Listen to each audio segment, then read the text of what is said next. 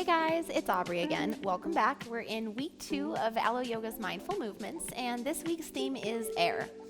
I'm going to be working with some kriyas, some breath work, and some core activation to get you ready for next week, which is fire and inversions.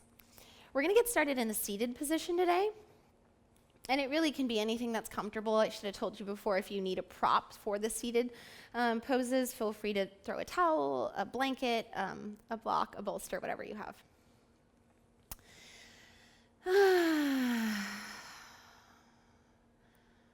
Start to settle into your space. Close your eyes. Connect with your body and connect with your breath. Whatever you were doing 5 minutes ago and whatever you have to do in 35 minutes, respectfully, it doesn't matter. Be here right now.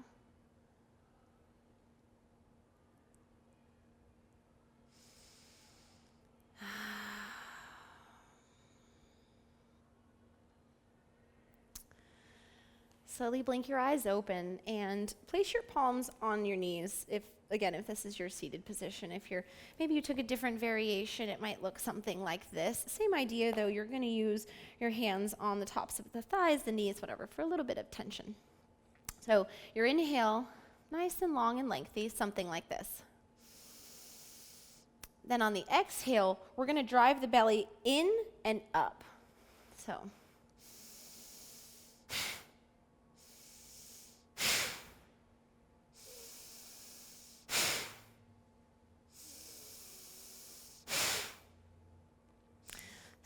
I like to be seated nice and flat. I find that with my sit bones grounding down into the earth, I'm sort of finding a bit of a lift with this air practice or this breath practice, this sort of kriya. Some people consider this to be a kriya, more of a cleanse, and some people think of it as breath work. Either way, it's going to get us a little bit high, right? A little bit kind of heady, if you will, and I like the grounding sensation. Okay. So now that you found your version of it and we're ready to go, we're going to go here in about 5 seconds. We're going to get started with 1 minute of slow Kapalabhati. It doesn't matter how many rounds you do, just 1 minute. And go.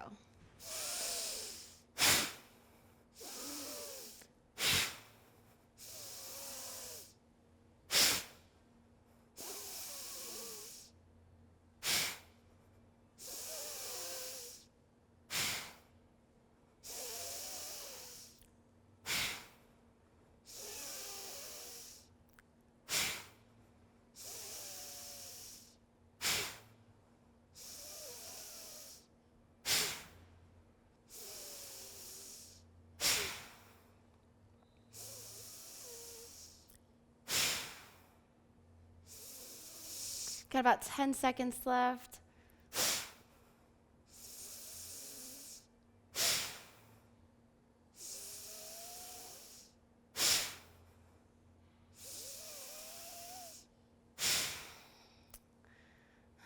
And here we are going to rest. Enjoy the sensations that are coursing through your body right now. We've just built up and released some dopamine.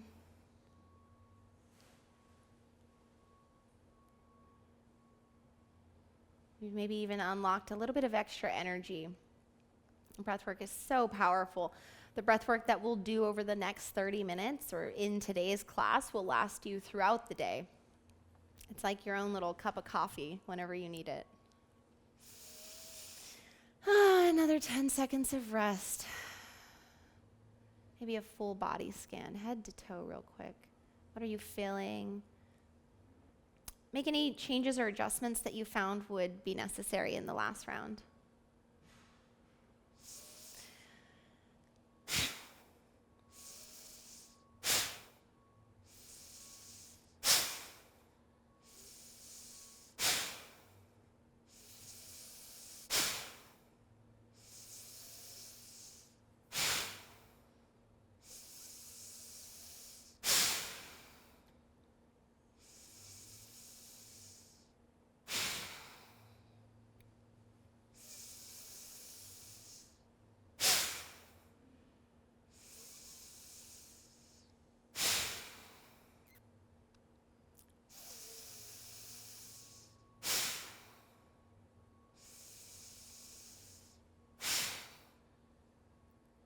We're just about a minute here. Again, taking our second round of rest. Checking in right away as if you're having a conversation with your body and it's your body's turn to speak.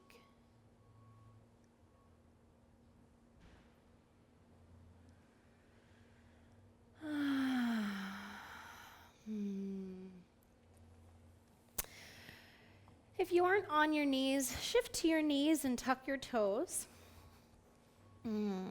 Reach up, reach for the sky, and gently let that left hand fall to the ground while the right hand reaches more up than over, at least initially.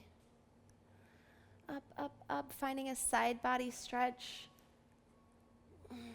And when you feel that you've sort of expressed your version of that, start to take it over to this side. I encourage you to keep contact with both heels, though. Maybe even melting the chest open. Release. Begin to a gentle, centered, and rise back up. Inhale, your hands lift towards the sky. Exhale, other side. The right hand drops gently down. Maybe you tent the fingertips. Reach up, up.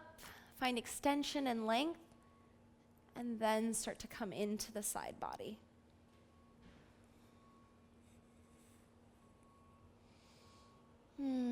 Always encouraging to take any organic movements that might feel good to you throughout this class, throughout any yoga class you ever take. From here, place your hands down onto the mat. Untuck your toes. I'm going to use a tent variation. I don't quite have the lift yet. And also another option would be blocks if you feel that you don't work with Dandasana or your L-sit lift very often. So onto the fingertips. From here, I'm going to draw my shoulder blades apart, press the ground away, bring my knees into my chest and extend them out in front of me. And we're going to hold this for 3, 2, 1. And place it down. 2 more of those. When you're ready, lift. 3, 2, 1. Back down. Maybe a little forward fold, little extension, little counter. And when you're ready, hands come back by your sides. Engage through the core. Press the mat away. And lift. 2, 1. From here, you're going to go right into a boat pose with compression. So typically, we kind of keep this open boat pose, but I want you to imagine that your knees could touch your chest. Maintain as much length as you can. I know it's a bit contradictory, right? So your knees into chest, and then find some length. Knees into chest, find length. So continue to readjust until you think that you found your limit, and then we're here for 3 breaths.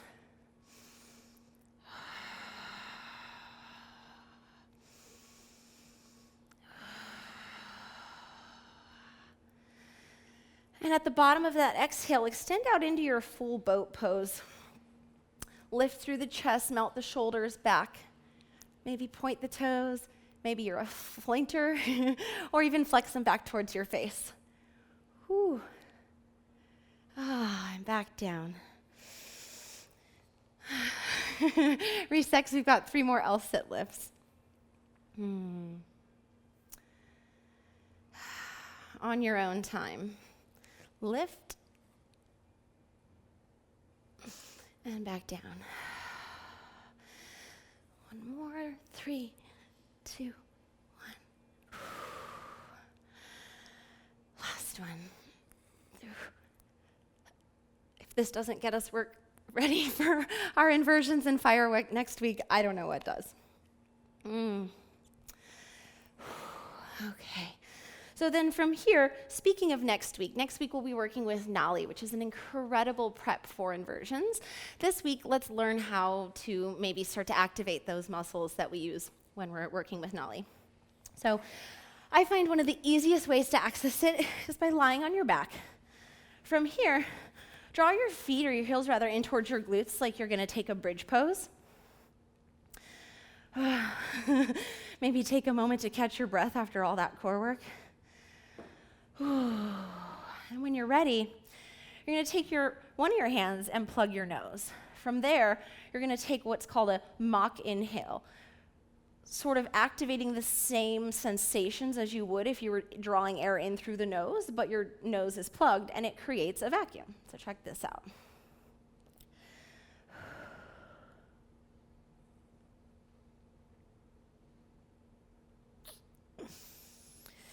So this is that vacuum engagement that I was talking about, or in the yoga world, better known as Uddiyana Bandha.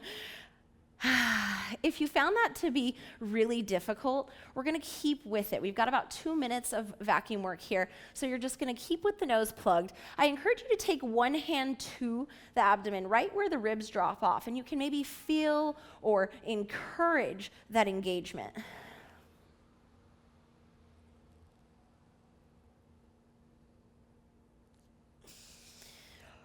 So one more time. Inhale all the way. Exhale. Plug the nose.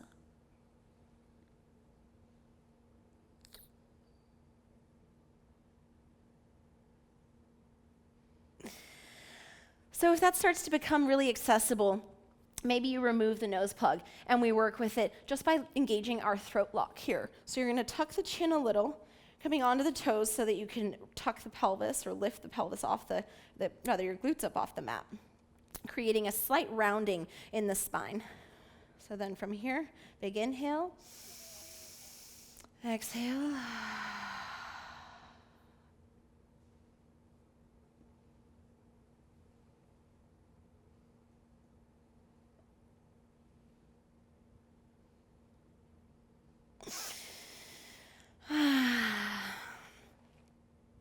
So again, the vacuum and the nollie and these type of engagements of the core, they might not feel totally accessible or familiar at first, but just stick with it. And I promise within a month or two, you're gonna have a new conversation with muscles that you never knew were there. And a little bit every day, Try those vacuums. And and like I said, we'll be integrating that into our nollie practice next week. When you're done with your 2 minutes of vacuum, meet me in a downward facing dog. We're going to go right into the hops to the front of our mat. Again, these are preps for next week's inversions, and this is the theme of air. So I want you to feel light, I want you to feel floaty, I want you to feel, weightless. So from here, I encourage you to try it. Even if it seems completely out of the question or maybe even too early in the practice, just give it a try. So all 10 fingers nice and wide. We're pressing the mat away, right? So we've got our down dog. For my hop to the front, I take an inhale as I rise onto my toes, and about the same time I'm at the bottom of my exhale, I'm right about here. And then I just sort of launch, right? Maybe about 5 of those. See if you can get that cannonball sort of effect where your knees come into your chest, right? And this is where that fingertip strength, earlier we were talking about gripping the mat so firmly that if somebody were to come by and try to lift one of the individual fingers, you'd find great tension, right? And for the climbers of the world, you'll understand. Think like in your inversions, imagine that you're crimping on something, right? And you're crimping on a hold. So for those of us who don't climb, imagine that it's your gas and your brake. So when I hop, my fingers better be engaged in order to catch some of that forward momentum. Inhale, halfway lift. Forward fold. I like to round up one vertebra at a time and then just sort of melt my chest at the end. My hands are gonna stay down at my side. Peel your toes up off the mat and place them down one at a time. Engage the glutes and move the pelvis forward about an inch in space. Inhale, reach up. Exhale, drive your palms through your heart space, forward fold, and step it back.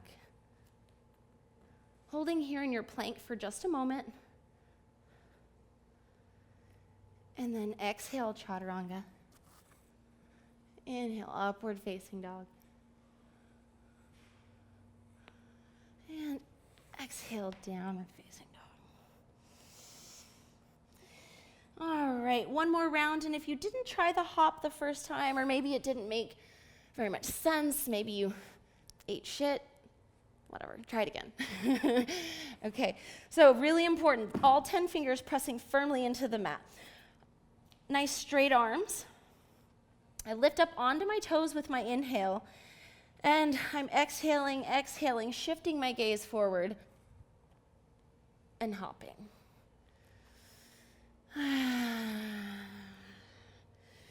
Option to take a ragdoll or to try a few more of those hops to the front of your mat.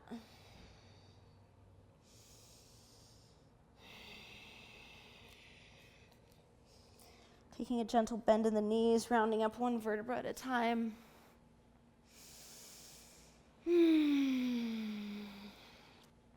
Ground down through your left foot. Take that right foot off the ground and just hover it, about an inch. How square can your hips be, and how still can you be? From there, inhale, draw your knee into your chest, as high as it can go. You'll notice the higher it goes, the more you round, but counteract that, right? So engage your core and think compression, just like we were working with in that boat earlier, drawing your knee into your chest. Whew. I find that flexing my toes into my shin somehow helps to wrap the present and finish the pose. With it laxed, I tend to lose my balance a little bit more. So speaking of feeling weightless, like air, we're gonna move nice and fluid, nice and slow. So the hands reach up as you start to tick forward or talk forward, and the right heel kicks back. And we find ourselves into a warrior 3. Check in with your alignment, starting with your foundation. Are your toes nice and engaged? Your quad is engaged.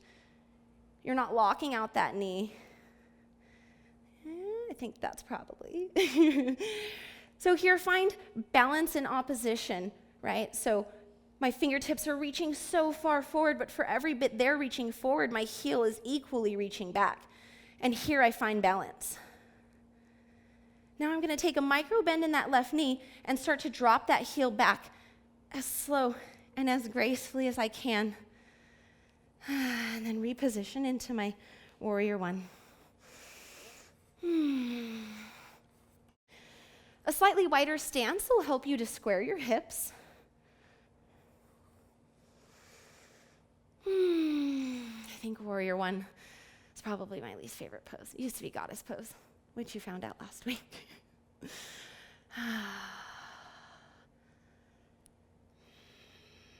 One more breath. So then from here, let's use our breath and let's use our engagement to reverse this movement just as gracefully as we came in. So coming onto those tippy toes, taking that bend in the knee again, you can see my chest almost touches my knee. Reach forward and then just gently lift off those back toes. Breathe. I know that left leg is just screaming at me, but learn to enjoy that. Right? You're alive, viscerally alive. And then come up and out, back to that knee to chest. And then let it go. You're ready for the other side. So, grounding down through that right foot, the left foot hovers. Checking in with your hips.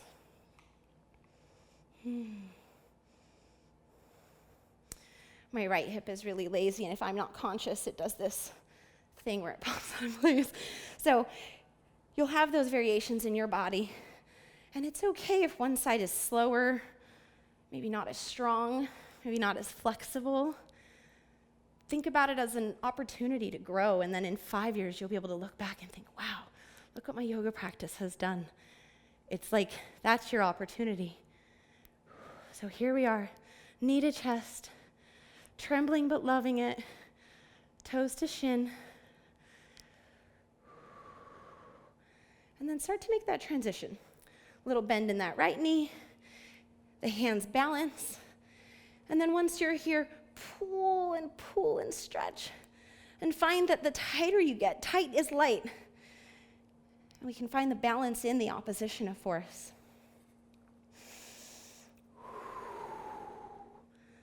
Slowly setting that back foot down. And warrior one. Just a few breaths here.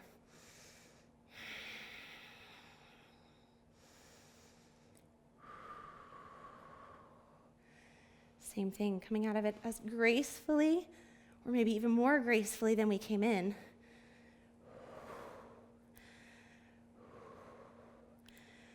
And inhale, lift up. Knees back into your chest. And exhale, let it go. Open it up. Let's come into a wide-legged forward fold. So many variations and options here. I'm really enjoying the hamstring release personally, but seeing as how this is air, let's get some inversions in here. So an opportunity to take any inversion that's comfortable and within your practice here, or if you're kind of looking for a suggestion, maybe a tripod head pose is a great transition from here. So we find the crown of our head to the mat. Our palms, I think they create for me like a perfect triangle, right? So this point, the crown of my head, and my other hand. 3 perfect points here. Be mindful of drawing your elbows in together, probably more than you think they need to be, because as soon as you start to put weight in them, they might splay out. So nice and tight, coming up onto the tiptoes, and then just push the mat away.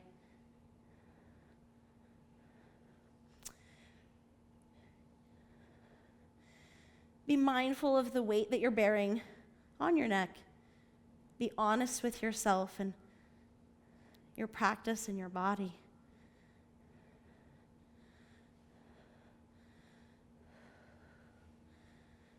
When you're ready, start to slowly come down.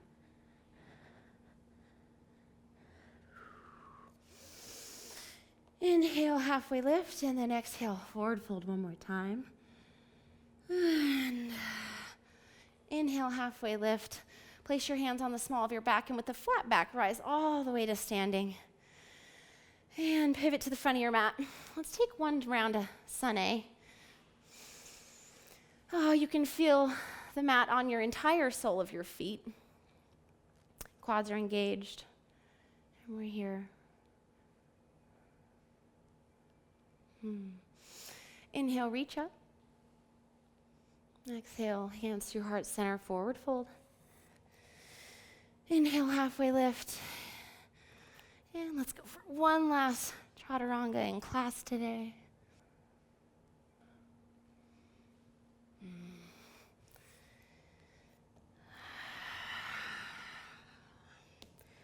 So from your down dog, come back to that seated position that you found worked best for your breath work in the beginning.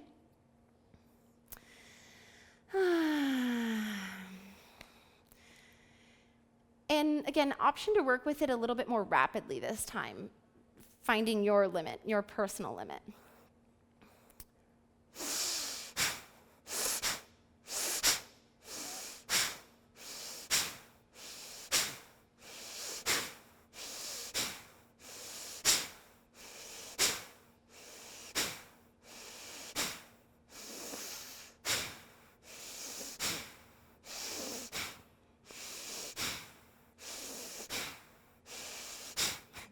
I can feel my facial expression getting more and more intense. So if you're halfway through your breath work, soften the expression, maybe even give us a little smile.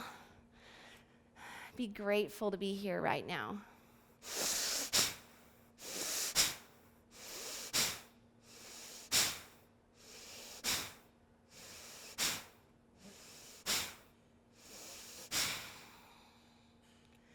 And if necessary, change your seated position so that we can have a few moments here. This will be our Savasana, if you will. I invite you to take Chin mudra, it's just your pointer finger and your thumb coming together. The idea is that, forgive me, but one of them represents, I think this is your individual consciousness, and the thumb represents the consciousness as a whole. And let's bring that in together in unity and kind of touching back on the idea of I love you. Only love exists between you and I because we're all connected. Let your eyes blink closed.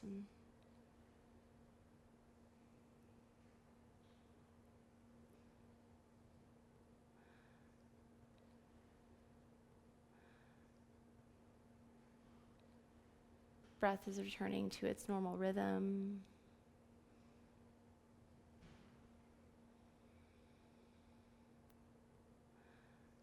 And just like that, we are done with air. We are done with our 30 minutes. And thank you guys. I look forward to next week.